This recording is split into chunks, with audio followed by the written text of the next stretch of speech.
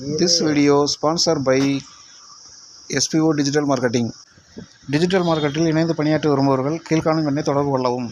Skip பண்ணாதீங்க. பெரிய தப்பு. தினம் 300 ரூபாய் சம்பாதிக்க அரிய வாய்ப்பு. இன்ஸ்டாகிராம், ஃபேஸ்புக் பயன்படுத்த தெரிந்தால் போதும் content post and content publishing மூலமா தினம் 300 ரூபாய் சம்பாதிக்கலாம். இந்த வேலை செய்ய 5 நிமிடம் போதும். Work training support, group communication support, all language customer live chat support, முக்கியமா சொந்தமா ஒரு பிசினஸ் ஸ்டார்ட் பண்ற அளவுக்கு உங்களால கற்றுக்கொள்ளவும் முடியும், சம்பாதிக்கவும் முடியும். இந்த வேலை வாய்ப்பு வழங்குவது 5 வருடத்திற்கு மேல ரன் ஆகிட்டு இருக்க நம்ம தமிழ்நாட்டு company school of business organisation private limited. மேலும் விவரங்களுக்கு டிஸ்கிரிப்ஷன்ல கொடுத்திருக்க நம்பருக்கு வாட்ஸ்அப் பண்ணுங்க. வணக்கம் உறவுகளே, ஒரு புதிய காணொலியோடு உங்களோடு இணைவதில் எனக்கு பெருமகிழ்ச்சி.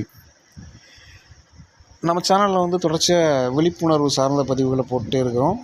மக்கள் இதை பார்த்து பயனடையணும் அப்படிங்கிறதுக்காக தான் தொடர்ச்சியாக விழிப்புணர்வு காணொலியில் மட்டுமே இந்த சேனலில் போட்டுகிட்டே இருக்கிறோம். அந்த வகையில் இன்றைக்கி நம்ம விருதுநகர் மாவட்டத்தில் நடந்த ஒரு உண்மை சம்பவத்தை பற்றி நம்ம பார்க்க போகிறோம். நிறைய பேரண்ட்ஸ் தங்களோட குழந்தைகளை தொடர்ச்சியாக கண்காணிக்கிறது இல்லை. அவங்க என்ன பண்ணுறாங்க, ஏது பண்ணுறாங்க, எப்படி இருக்கிறாங்கன்றதை பற்றி கண்காணிக்கிறது தவறிடுறாங்க. அதோட விளைவு தான் இன்றைக்கி நம்ம இந்த சம்பவத்தை பார்க்க போகிறோம். அதில் பார்த்திங்கன்னா, விருதுநகர் மாவட்டத்தை சேர்ந்த பொண்ணு காலேஜ் 2ஆம் ஆண்டு படிக்கிறாங்க கல்லூரியில். அப்போ அவங்க இன்ஸ்டாகிராம், ஃபேஸ்புக் போன்ற சமூக வலைத்தளங்களை பயன்படுத்துகிறாங்க. அப்படி பயன்படுத்தும் பொழுது கர்நாடகாவை சேர்ந்த ஒரு பையனோடு அவங்களுக்கு பழக்கம் ஏற்படுது. பழக்கம்னா அது சாதாரணமான பழக்கம் இல்லை, திருமணம் பண்ணிக்கலாம் அப்படிங்கிற அளவுக்கு அவங்களோட மனநிலை இருக்குது. அந்த மாதிரி ஒரு சந்தர்ப்பத்தில் அந்த பையனை விருதுநகருக்கு வர சொல்கிறாங்க. லைஃப்பில் செட்டில் ஆகிறதுக்காக தன்னோட தாய் தந்தை கஷ்டப்பட்டு சேர்த்து வச்சுருந்த 25 பவுன் நகையை எடுத்து அந்த பையன் கையில் கொடுத்து விட்றாங்க. அப்போது எந்த அளவுக்கு நம்பிக்கை இருந்தால் அவங்க அதை செஞ்சுருப்பாங்க, அந்த பையன் அதை சரியாக யூஸ் பண்ணுறானா அப்படிங்கிறத தொடர்ச்சியாக நம்ம பார்க்கலாம்.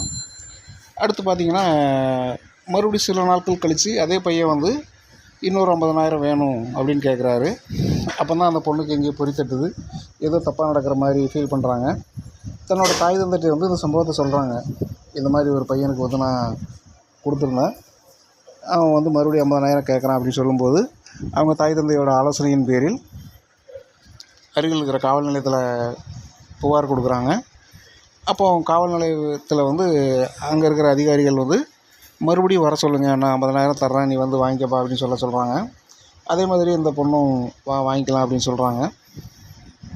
அந்த பையன் பணம் வாங்குறதுக்காக வரும்பொழுது காவல் அதிகாரிகளோடு சேர்ந்து அவங்கள அரெஸ்ட் பண்ணி விசாரணை மேற்கொண்டு இப்போ போயிட்டுருக்குறாங்க. கல்லூரி காலங்கிறது ஒரு 2 கட்ட பருவம்.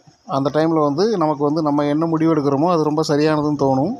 ஆனால் அது அவ்வளோ சரியான நிலையான ஒரு முடிவாக இருக்க வேண்டிய அவசியம் இல்லை. அதனால் பெண் பிள்ளைகளோ ஆண் பிள்ளைகளோ இந்த பருவத்தில் பெரிய முடிவுகள் எதுவும் எடுக்காமல் இருக்கணும். இப்போது அந்த விசாரணை போயிட்டுருக்குது. இந்த காணொலியிலிருந்து நம்ம எல்லோரும் தெரிஞ்சுக்க வேண்டியது என்னென்னா, பெற்றோர்கள் தங்களோட குழந்தைகள் என்ன செய்கிறாங்கன்றதை கொஞ்சம் தொடர்ச்சியாக கண்காணிங்க. குழந்தைகள் பெரிய விஷயங்கள் எதையும் இந்த சமயத்தில் பெரிய முடிவுகள் எதுவும் எடுக்க வேண்டாம். நன்றி உறவுகளே. இந்த காணொலியை முழுமையாக கேட்டமைக்கு மீண்டும் ஒரு புதிய காணொலியோடு உங்களோட விரைவில் இணைகிறேன்.